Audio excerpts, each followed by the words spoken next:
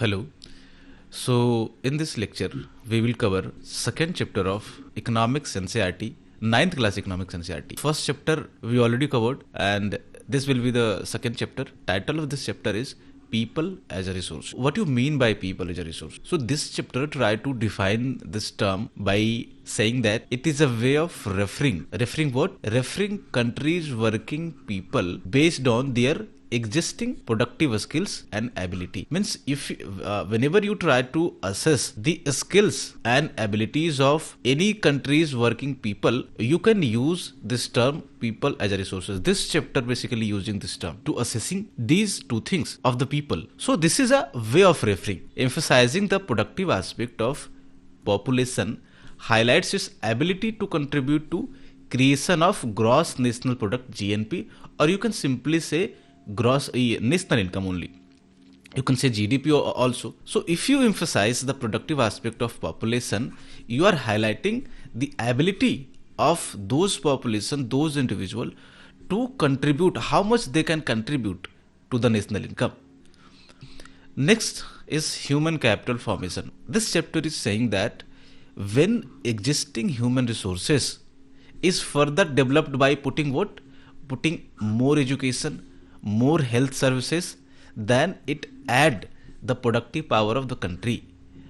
This simply means that human is a capital, and when you applied more developed form of education and health to these human resources, it will become human capital, and this whole process you can say is called human capital formation. When you invest in human capital, it yield a higher return, it yield a higher income, और it yield higher productivity. So जैसे ही आप क्या करोगे, human capital में invest करते हो, वो और ज़्यादा जो ह्यूमन रिसोर्स है उसकी क्वालिटी बढ़ती है, उसकी इनकम बढ़ती है, उसकी प्रोडक्टिविटी बढ़ती है, and ultimately it will lead to higher national income और higher GNP, which we have discuss earlier slide. Examples देखें आप ह्यूमन कैपिटल फॉर्मेशन का. The best example is India's green revolution. So what we have done in green revolution, basically some person developed HYV seeds, high yielding variety seeds. Somebody have developed more developed irrigation technologies, somebody have developed pesticide, somebody have developed fertilizers. So these things was developed by human, by improved production technologies. And हमारे पास, because we have discussed in earlier chapter कि we have fixed land resources. So एक limit के बाद हम उस पे production को बहुत ज़्यादा by increasing the land हम लोग प्रोडक्शन को इंक्रीज नहीं कर सकते. तो हमने क्या किया, ह्यूमंस ने क्या किया कि उसने प्रोडक्शन टेक्नोलॉजीज को इंप्रूव की, लैंड को फिक्स रहने दिया, उतने ही लैंड पे अब क्या हुआ कि प्रोडक्टिविटी इंक्रीज हो गई, प्रोडक्टिविटी बढ़ गई. So this is a typical example of human capital कि जब ह्यूमंस के पास नॉलेज आई, स्किल्स आई, तो उसने जो है वो प्रोडक्टिविटी को अपने नॉलेज के दम पे, अपने नॉलेज के बेस पे इंक्रीज किया. Another example is India's IT revolution. It also demonstrating that कि how human capital has attained a higher position than the material, plant and machinery. Physical, these are physical capital, and we have we are discussing human capital. So this is simply saying that human capital is more superior than physical capital. Are you getting my point? So IT revolution में हमने अपने knowledge का इस्तेमाल किया, उसका इस्तेमाल कर करके जो है वो ये रेवोल्यूशन जो है हम लेकर के आए. Simply this slide saying you that कि when you invest more to the human resources, it will become a better human resource, or it will form in convert in a capital, human capital. अच्छी quality होगी human capital की, और वो ultimately क्या करेगी, productivity को lead करेगी. और एग्जांपल आपके सामने green revolution and IT revolution हमारे पास है. गेटिंग? सो यहां पे भी सुपीरियरिटी ऑफ ह्यूमन कैपिटल की बात हो रही है. Human capital is superior to resources like land, physical capital, यानी कि these are physical capital, machineries, cash, land, because human resource can only make use of this land और capital. ये अपने आप, ये जो लैंड है, ये जो कैपिटल है, वो खुद अपने आप यूज होकर के प्रोडक्शन नहीं करेंगे। One human will come and they will aggregate this thing, और वो प्रोडक्शन को जो है वो अल्टीमेटली शुरू करेगा। ठीक है, they can't become useful on their on this physical capital. So human capital is much much much superior than the physical capital. Two typical case studies are given in this chapter to explain the human capital formation. So this chapter provides two contrasting stories of friends living in the same village. Village is Semapur, and it illustrating human capital formation. The first story of Sakal. Sakal was a 12-year-old boy whose parents, whose name is Sheila and Bhuta Chaudhary, were eager for him to study. They wanted to that कि सकल जो है वो पढ़ाई करे। He completed his higher secondary education and जो उसके father थे बूटा चौधरी, उन्होंने क्या किया कि एक लोन लिया और उसको जो सकल को जो है वो भेजा एक वोकेशनल कंप्यूटर कोर्स करने के लिए। सकल जो था वो एक मेरिटोरियस स्टूडेंट था, उसने अच्छे से पढ़ाई की और पढ़ाई करने के बाद क्या है कि वो एक फर्म में लग गया। उसकी नौकरी हो गई एक फर्म में, और वहाँ उसने एक नया सॉफ्टवेयर डिज़ाइन किया जिसने क्या किया कि फर्म की सेल्स को काफ़ी ज़्यादा इंप्रूव कर दी, काफ़ी ज़्यादा इंक्रीज कर दी, जिसके कारण जो फर्म के मैनेजर थे वो खुश हुए और उसको क्या किया कि प्रमोशन दिया। ठीक है, ये बुक में है, बहुत ज़्यादा डिटेल में क्योंकि मैं स्लाइड पे पुट नहीं कर सकता। I am just narrating your story of सकल। तो ये क्या हुआ कि सकल एक उसी गाँव का बालक था, उसी गाँव का लड़का था एक, जिसने क्या किया कि अच्छी एजुकेशन के दम पे उसने क्या किया कि अपने आप को एक ह्यूमन कैपिटल में फॉर्म किया उसने। उसके बाद सेकेंड स्टोरी जो है वो विलास की है। Vilas was an 11-year-old boy also from the same village Semapur. His father was a fisherman and he passed away very early. Then his mother Geeta, वो क्या करती थी? She used to sell fish and she used to earn only 150 rupees a day. Vilas was a patient of arthritis and because उसकी mother जो थी वो काफ़ी कम कमाती थी, सो वो डॉक्टर को अफोर्ड नहीं कर सकती थी, ना तो स्कूल को अफोर्ड कर सकती थी। इसके कारण जो है, और विलास जो था वो इंटरेस्टेड भी नहीं था स्टडीज़ में ज़्यादा। अल्टीमेटली उसकी जो मदर है वो सिक हो गई, और जो विलास है, because his mother was the only person to earn, so Vilas have to start earning activity, because उसके माँ बाप जो है वो अर्न नहीं कर पा रही थी। तो he was force to sell fish in the same village, और उसके बाद वो भी क्या है कि सेम लो सैलरी में जाकर के फंस गया जो उसकी मदर अर्न कर रही थी 150 अ डे, बिकॉज उसके पास कोई ज़्यादा स्किल्ड या ज़्यादा नॉलेज जो है वो नहीं था। सो ये दूसरी कंट्रास्टिंग स्टोरी है सकल से उलट। सकल ने क्या किया कि अपने आप को अच्छा कैपिटल, मतलब कि एज ह्यूमन कैपिटल में कन्वर्ट किया। विलास ने चूंकि अच्छी स्टडी नहीं की, उसकी हेल्थ अच्छी नहीं थी, जिसके कारण due to poor health in studies, poor health in education, वो क्या हुआ कि वो उसी लूप में फंसा रहा जो उसकी फैमिली थी। Ultimately Buta Chaudhary was not rich man, वो भी सेम बैकग्राउंड से थे, बट उसने जस्ट ही invested in education of his son. तो सकल ने क्या किया कि उसको ऊपर एक तरह से सोशली है वो जो अपर मोबिलिटी की तरफ गया, बट विलास जो है वो वहीं पर रह गया। तो रिजल्ट क्या हुआ ह्यूमन इन्वेस्टमेंट का, आपने देखा पीछे वाले स्लाइड से, आप इसको कनेक्ट कर सकते हो। एक तो प्रोडक्टिविटी बढ़ी, सकल्स की एजुकेशन और हेल्थ जो है जब उसने उस पर इन्वेस्ट किया गया तो it enhance his total productivity which adds to the growth of economy as well as his own family. उसकी अपनी इंडिविजुअल लेवल पे भी अच्छी, मतलब कि उसकी जो क्वालिटी ऑफ लाइफ थी वो इंक्रीज हुई, उसकी फैमिली की क्वालिटी ऑफ लाइफ इंक्रीज हुई, और जो इकोनॉमी थी उस विलेज की और अल्टीमेटली जो नेशनल इकोनॉमी थी वो भी ऐसे लोगों से इंप्रूव होगी। साइकिल डेवलपमेंट आप इससे समझ सकते हो कि दो साइकिल बनते हैं इसमें, एक वर्चुअल साइकिल बनता है, एक बनता है विशियस साइकिल। वर्चुअल साइकिल का मतलब है कि जो एजुकेटेड पेरेंट्स होते हैं उनको मालूम होता है, they realize that importance of education, उनको एजुकेशन की जो इंपॉर्टेंस होती है वो पता होती है, और वो क्या करते हैं कि हेल्थ एंड एजुकेशन पे क्या करते हैं कि हैविली इन्वेस्ट करते हैं अपने बच्चों की एजुकेशन और हेल्थ पे। जिसके कारण से क्या होता है कि उनके बच्चे एक अच्छे ह्यूमन कैपिटल में फॉर्म होते हैं, और अल्टीमेटली ये लीड करता है उनके फ्यूचर जनरेशन को भी, कि वो भी अपने जो अपकमिंग चिल्ड्रंस होंगे उनको अच्छी जो है वो एजुकेशन प्रोवाइड करेंगे, अच्छा हेल्थ प्रोवाइड करेंगे, और फिर वो अच्छा ह्यूमन कैपिटल बनेंगे, और ये एक साइकिल जो है वो चलता रहेगा। वहीं एक विशियस साइकिल है।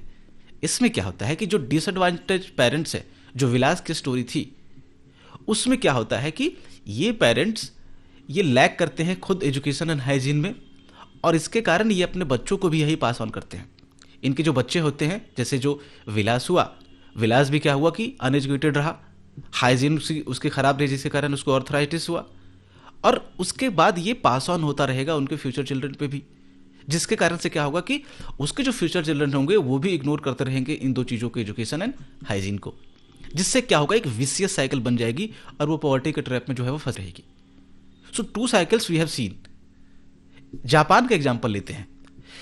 जापान जो है उसके पास कोई नेचुरल रिसोर्सेस नहीं है भी तो बहुत few, only few natural resources they have, but क्या है कि Japan still a develop country. वो दुनिया की इतनी सारी मैन्युफैक्चरिंग करता है जितना कि वो अच्छे बड़े बड़े देश नहीं कर पाते। एक छोटा सा country, a very tiny state is manufacturing so huge that country like India can't.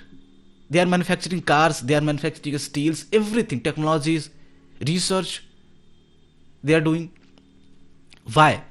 Because Japan invested in their people. In what sense? In people's education, health, who then made efficient use of other resources like land and capital. Japan ने क्या किया कि अपने human capital को बहुत ज़्यादा मजबूत बनाया by investing in education and health, और जिसके कारण बाकी जो रिसोर्सेज थी उसको जो है वो और ज़्यादा इस ह्यूमन कैपिटल ने क्या किया कि पावरफुल बना दिया उसके यूज़ को, अच्छी टेक्नोलॉजीज बनाई, अच्छा रिसर्च इकोसिस्टम बनाया, बहुत सारी चीज़ें हुई। तो अल्टीमेटली कहने का मतलब ये है कि जब आप ह्यूमन पे इन्वेस्ट करोगे, ह्यूमन रिसोर्स पे, तो उसका रिजल्ट बहुत अच्छा होगा, बहुत पावरफुल होगा, और ये चीज़ें आपको इस स्लाइड से समझाई गई है। Now will see economic activity by main and women. So economic activity को हम 3 जो है मेन सेक्टर में उसको डिवाइड करते हैं, क्लासिफाई करते हैं। First is primary sector, second is secondary sector, and third is tertiary sector. Primary sector जो है वो जितने भी लैंड एंड नेचुरल रिसोर्सेस से जो एक्टिविटीज निकल करके आती है, उस सेक्टर में, जिस सेक्टर में, उसको हम लोग बोलते हैं primary sector, like agriculture, forestry, animal husbandry, fishing, poultry, farming, mining, quarrying. All these activities are related to natural resource और लैंड। सेकेंडरी सेक्टर में क्या होता है कि जो भी प्राइमरी सेक्टर में प्रोड्यूस हमें प्राप्त हुई, उसको जब प्रोसेस करते हैं, वो किस सेक्टर में करेंगे हम लोग, we will do in secondary sector. So basically manufacturing activity जो है इसमें होगी, किसकी मैन्युफैक्चरिंग, किसकी प्रोसेसिंग, जो प्रोड्यूस हमने प्राप्त किया है, किससे, प्राइमरी सेक्टर से। उसके बाद जो इसकी सेलिंग वगैरह होगी, इसके जो सर्विस सेक्टर जो होगा उसको हम लोग टर्शियरी सेक्टर बोलेंगे। इसमें आपका सर्विसेज, जितने भी सारी सर्विसेज हैं वो इंक्लूड होगी, like trade, transport, communication, banking, education, health, tourism, insurance, all services will be included in tertiary sector. All manufacturing and processing will be included in secondary sector, and all the activities related to land and the natural resources will be included in primary sector. Again, type of economic activity जो है इसको हम लोग 2 types में रखते हैं, जो जितने भी economic activity है। First is market activity and the second is non-market activity.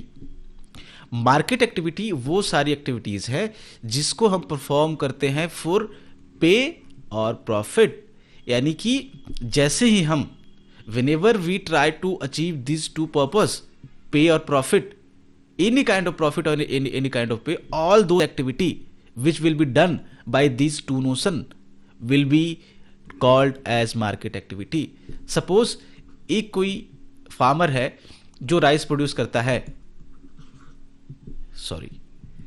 जो राइस या वीट प्रोड्यूस करता है, और इसका पर्पस अगर ये है कि इसको सेल करना है मार्केट में to earn some profit, then ये आपको मार्केट एक्टिविटी में इंक्लूड होगा। लेकिन कोई फार्मर प्रोड्यूस करता है वीट और उसका पर्पस है कि उसकी जो फैमिली है, उसका जो हाउस होल्ड है, उसी में कंज्यूम कर लिया जाए, तो क्या है कोई प्रॉफिट इससे जनरेट कर पाएगा? नहीं जनरेट कर पाएगा। तो वो कवर हो जाएगा आपका नॉन मार्केट एक्टिविटी में। सो सेम चीज है बट पर्पस अलग है। तो मार्केट एक्टिविटी आपने समझ लिया कि जब भी हम परफॉर्म करते हैं किसी भी प्रॉफिट या पे के लिए किसी भी एक्टिविटी को, तो उसको हम लोग क्या करते हैं, मार्केट एक्टिविटी में इंक्लूड करते हैं। जैसे आप अगर कोई गवर्नमेंट सर्वेंट है तो वो सर्विस क्यों कर रहा है? ताकि उसको सैलरी मिल सके। कोई और जो आपका किसी कंपनी में काम कर रहा है क्यों कर रहा है? ताकि उसको सैलरी मिल सके। कोई बिजनेसमैन है वो क्यों सेल कर रहा है, क्यों दुकान अपनी चला रहा है? ताकि उसको कुछ प्रॉफिट मिल सके। तो ये सब मार्केट एक्टिविटी है। नॉन मार्केट एक्टिविटी में क्या है कि सेल्फ कंजप्शन के लिए किया जाए, कोई प्रॉफिट या पे के लिए नहीं किया जाए किसी भी चीज का प्रोडक्शन। वो सारी एक्टिविटी जो है वो आएगी आपकी नॉन मार्केट एक्टिविटी में। Okay, so now we will move towards gender division of labour. क्या है इसमें? So historically women look after domestic chores and men work in the field. ये चलता रहा है कि वीमेन क्या है कि वो घर का काम करेगी, वो घर के जो डोमेस्टिक शोर्स है उसको लुक आफ्टर करेगी, एंड जो मेन है, सॉरी इग्नोर करें आप बैकग्राउंड नॉइज को please.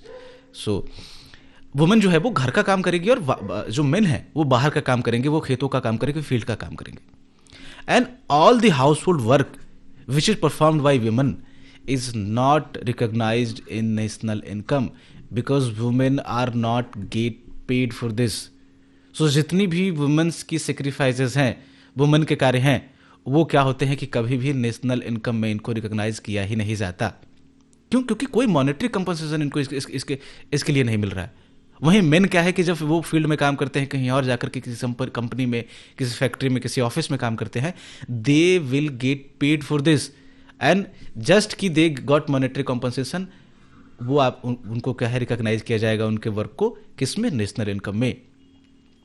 But when women enter into the labour market, जब वो लेबर मार्केट में जब इंटर करती हैं, their earning are determined by their education and skill. और वहां पे जैसे ही वो लेबर मार्केट में इंटर करेगी, their earning also will be recognized in national income. Obvious सी बात है कि जैसे ही कोई भी, चाहे मेन हो या वुमन हो, उनकी जो अर्निंग है वो हमेशा बेस्ड होगी उसकी एजुकेशन पे और उसकी स्किल कैपेबिलिटीज पे। वुमन जब इंटर करेगी तो वुमन का भी होगा ऐसा ही। अनऑर्गेनाइज सेक्टर जो है वहां पे वीमन ऑल्सो जो वीमन जो है वो फेस करती हैं बहुत often low pay, irregular income and lack of job security and maternity leave, because वो अनऑर्गेनाइज सेक्टर है, ऑर्गेनाइज नहीं है कि वो आपको सारी चीजें दे सके। ठीक है, तो ये यहाँ पे एक जो है वो एक प्रॉब्लम स्टेटमेंट की बात की जा रही है कि अनऑर्गेनाइज सेक्टर में ये सारी चीजें होती है and women are facing more things than the men, because उनको मेन को मैटरनिटी लीव नहीं चाहिए ना और बाकी सारी चीजें नहीं चाहिए, वॉशरूम्स फैसिलिटीज विम को प्रॉपर चाहिए, मेन तो कहीं और भी जुगाड़ कर सकते हैं। You can understand what I am saying. So ये प्रॉब्लम की बात की गई है। उसके बाद क्वालिटी ऑफ पॉपुलेशन की बात करते हैं, क्वालिटी ऑफ ह्यूमन रिसोर्स की बात करते हैं। सो क्वालिटी ऑफ जो पॉपुलेशन है, क्वालिटी ऑफ इंडिविजुअल जो है वो डिटरमाइंड होता है दो चीजों से। The first is education and second is health. Education देखते हैं।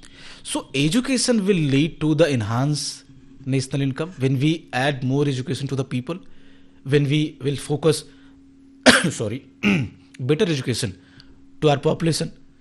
सॉरी यार। सो जैसे ही हम अच्छी एजुकेशन प्रोवाइड करते हैं अपनी पॉपुलेशन को, so it enhances the national income, it enhances the cultural richness of the country, of the village, of the reason.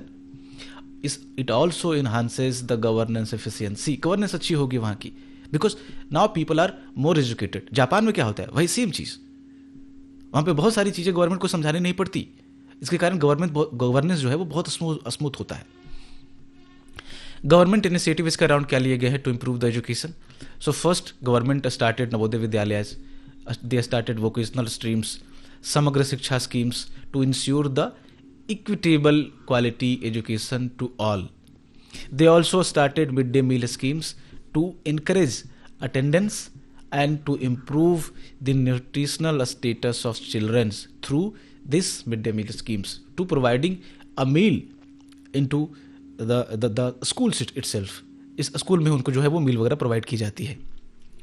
क्या हो रहा है? सॉरी। सॉरी यार। अब इन स्कीम्स के कारण क्या हुआ है, देखो ये जो क्या कुछ इम्पैक्ट हुआ है, बिल्कुल हुआ है। अल्टीमेटली जो लिटरेसी रेट है वो काफ़ी इंप्रूव हुई है। 1951 में वो 18% सिर्फ था, अब आप देखो यहाँ पे 2018 में ये बढ़ करके 85% हो गया। अब हम लोग 2026 में हैं। आपको डेटा याद नहीं रखना है, बट इतना ध्यान रखना है कि हाँ ये इंक्रीज हुआ है थ्रू आउट दीज, जो है वो ये जो गवर्नमेंट स्कीम्स थी या गवर्नमेंट इंटरवेंशन था उसके थ्रू। बट स्टिल जो है वो डिस्पैरिटी एग्जिस्ट करती है दो लेवल पे। एक तो स्टेट लेवल, मतलब कि रीजन्स के लेवल पे इंटर रीजनल डिस्पैरिटी है। जैसे आप देखो केरला का लिटरेसी रेट बहुत हाई है, वहीं जो स्टेट्स लाइक बिहार हैं दे हैव ओनली 62%। थोड़ा इंक्रीज हुआ है बिकॉज एनसीईआरटी में डेटा पुराना है, थोड़ा सा ओल्ड है। एक और लेवल पे डिस्पैरिटी आपको देखने को मिलेगी, those have gender disparity. Men have slightly higher education level और higher literacy rate, women have slightly lower education literacy rate. Health को देखते हैं हम लोग। So health is a indispensable basis for realize one's wellbeing and potential. जैसे ही health अगर ignore होता है तो एक तो सोशल वेलबींग भी इग्नोर होगी, इंडिविजुअल वेलबींग इग्नोर होगी, और जो पोटेंशियल है फुल्ली जो है वो यूटिलाइज नहीं हो पाएगा किसी भी इंडिविजुअल का, किसी भी सोसाइटी का, किसी भी इकोनॉमी का। सो ये इंडिस्पेंसिबल है कि आप हेल्थ पे जो है वो फोकस करो। गवर्नमेंट ने जो है वो पॉलिसीज मेजर्स कुछ लिए हैं, और इनका जो फोकस रहा है इन पॉलिसी मेजर्स का वो रहा है दो चीज़ों पे। एक तो एक्सेसिबिलिटी पे हेल्थ केयर की, और दूसरा है फैमिली वेलफेयर पे, किसके, जो अंडर प्रिविलेज्ड है, जो अनप्रिविलेज्ड पीपल्स है, उनको पहुंचाना, बेसिकली उनको एक्सेस, उनके लिए हेल्थ केयर को एक्सेसिबल बनाना, और फैमिली वेलफेयर पे फोकस रहा है गवर्नमेंट का। इसके कारण से जो इसका इम्पैक्ट हुआ है, आप देखो कि जो लाइफ एक्सपेक्टेंसी थी वो इंक्रीज कर गई है अप्रॉक्सीमेटली, ये 69 के अराउंड है। ये अगेन डेटा पे फोकस नहीं करना है आपको, इतना आपको सेंस बस रखना है कि life expectancy has increase a lot. उसके बाद जो IMR है, इन्फेंट मोर्टालिटी रेट, जो बच्चों वाला है, वो क्या है कि आपका ड्रॉप हो गया है। देखो 1951 में इट वॉज 147, बट 2020 में ये ओनली 28 रह गया है। बहुत ह्यूज ड्रॉप हुआ है इसमें because of these health initiatives. Unemployment की बात करते हैं। फर्स्ट डिफाइन करते हैं अनएम्प्लॉयमेंट को कि होता क्या है ये। सो अनएम्प्लॉयमेंट एक सिनारियो है जब when people are willing to work at going wages, जो भी वेजेस अवेलेबल है उस समय इकोनॉमी में, when people are willing to but उसके बाद भी उस कंडीशन में उनको जॉब नहीं मिल पाती है। This scenario is condition as consider at unemployment. इसमें एक और चीज है कि वो जो आदमी है, वो जो इंडिविजुअल है, उसको वर्कफोर्स में भी होना चाहिए। सपोज एक 10 ईयर का जो चाइल्ड है वो ढूंढ रहा है, तो क्या वो अनएम्प्लॉयमेंट में उसको कंसीडर किया जाएगा? नहीं। देखो मैं पहले समझाता हूं वर्कफोर्स पॉपुलेशन क्या होती है। ये जो पॉपुलेशन, वर्कफोर्स पॉपुलेशन है, ये उन लोगों की पॉपुलेशन है जो लाइव करते हैं इन बिटवीन 15 to 59 ईयर्स, जिसको हम लोग एक्टिव एज बोलते हैं, प्रोडक्टिव एज बोलते हैं। तो 15 to 59 ईयर्स में अगर कोई है और वो जॉब सीख करना चाहता है, वो काम करना चाहता है, जो भी उस समय वेजेस मिल रही है इकोनॉमी में, मार्केट में, उस वेज पे, उसके बाद अगर उसको जॉब नहीं मिल पाती है तो उस पर्सन को, उस इंडिविजुअल को बोलेंगे कि this person is unemployed. But suppose यहां पे देखो एक एग्जांपल दिया गया है कि सकल जो आपने देखा था एग्जांपल स्टोरी में, उसके जो यंगर सिबलिंग्स है जीतू और सीटू, वो क्या करेंगे कि अनएम्प्लॉयड कंसीडर नहीं किए जाएंगे बिकॉज उनकी जो एज है वो 15 ईयर्स से कम है, तो वो वर्कफोर्स में है ही नहीं। फर्स्ट आपको एम्प्लॉयड अनएम्प्लॉयड कंसीडर होने के लिए आपको वर्कफोर्स में आना पड़ेगा, और वर्कफोर्स में आने का सिंपल क्राइटेरिया क्या है कि आप 15 से 59 ईयर्स ऑफ एज में होने चाहिए, और दूसरा है कि आप काम करना चाहते हो उस समय। सपोज आप 25 ईयर के हो, 28 ईयर के हो, but still you are a student, still आप गवर्नमेंट एग्जाम की प्रिपरेशन कर रहे हो, तो क्या आप एम्प्लॉयड और अनएम्प्लॉयड की कैटेगरी में आओगे? नहीं आओगे, बिकॉज आप विलिंग टू वर्क वाला जो क्राइटेरिया है वो फुलफिल ही नहीं कर रहे, तो आप इसमें नहीं आओगे। सो ये दो क्राइटेरिया आपको हमेशा से ध्यान में रखना है। कुछ टाइप्स है जो इंडिया में काफ़ी जो है वो प्रिवलेंट है अनएम्प्लॉयमेंट की, वो देखो आप। सबसे पहला है सीजनल अनएम्प्लॉयमेंट। ये आपको रूरल एरियाज में आपको देखने को मिलेगी। ये कब होता है? जब जो लोग हैं, जो पीपल्स है, वो क्या करते हैं कि वो जॉब नहीं फाइंड कर पाते ड्यूरिंग अ स्पेसिफिक मंथ। जैसे कि क्या है कि जब हार्वेस्टिंग सीजन होता है सोइंग सीजन और हार्वेस्टिंग सीजन जब ओवर हो जाता है तो उसके बीच का जो पीरियड होता है गांव में या फिर विलेज एरियाज में, वहाँ पे कोई एग्रीकल्चर वर्क नहीं होता, जिसके कारण जो एग्रीकल्चर लेबरर्स होते हैं उनको कोई काम नहीं मिल पाता। तो उस सीजन में वो क्या करते हैं कि अनएम्प्लॉयड रहते हैं वो वहाँ पे।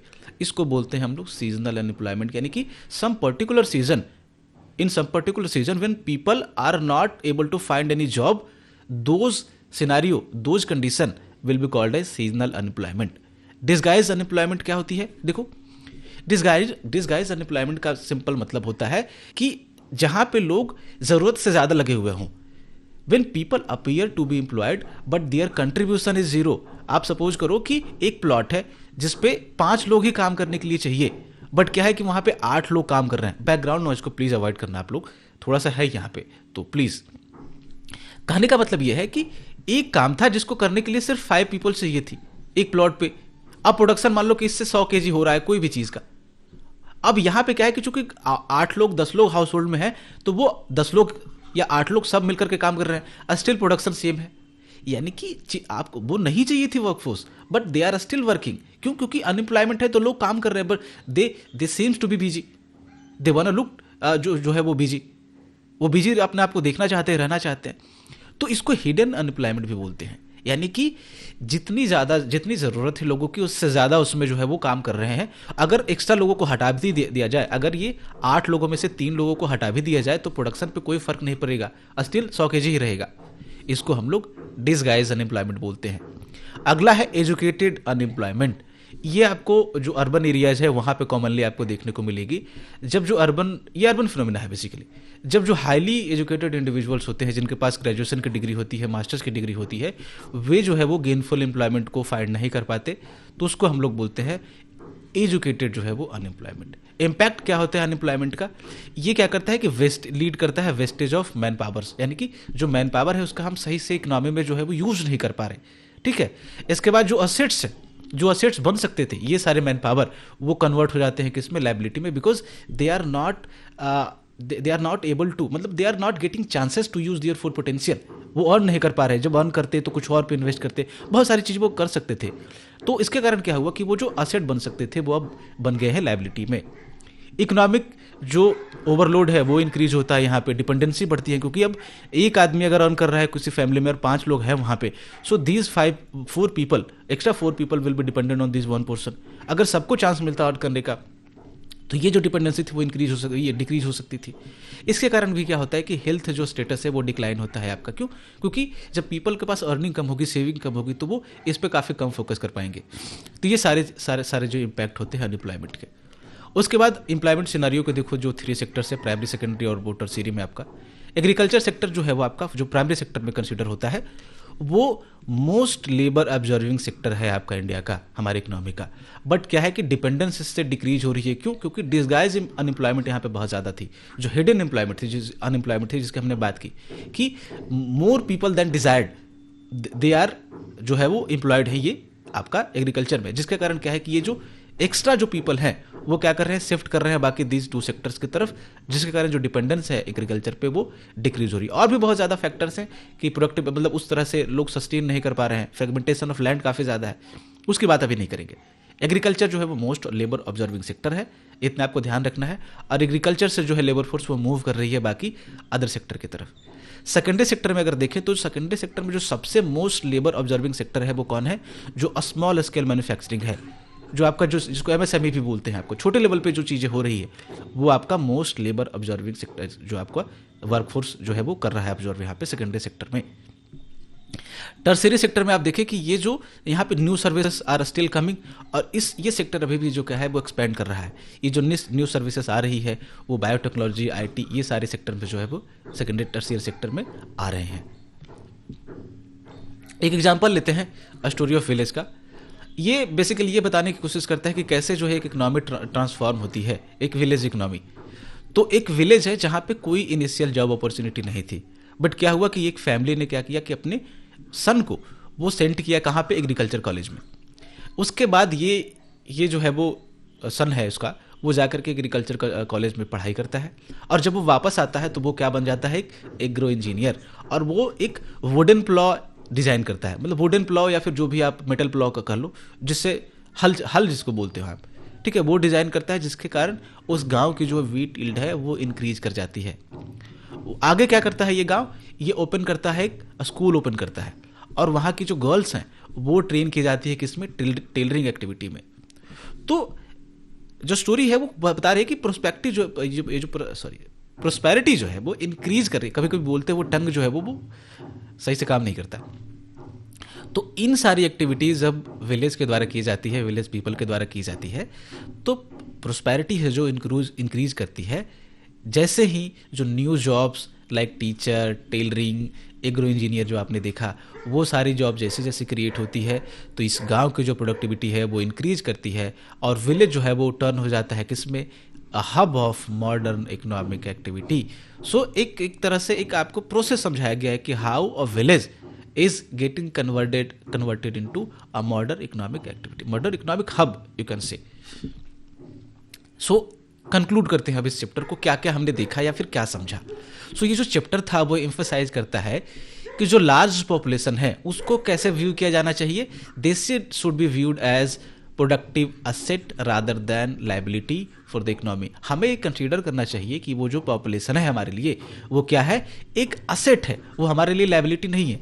सबसे पहले हम उसको असेट कंसीडर करेंगे, उसके बाद क्या करेंगे, उस पर इन्वेस्ट करेंगे, ठीक है, तभी तो इन्वेस्ट करेंगे, असेट कंसीडर करेंगे उसके बाद ही तो, क्योंकि आपने जब पहले कंसीडर कर लिया कि वो लाइबिलिटीज है तो हो सकता है कि आप इग्नोर कर दो उस पर इन्वेस्टमेंट।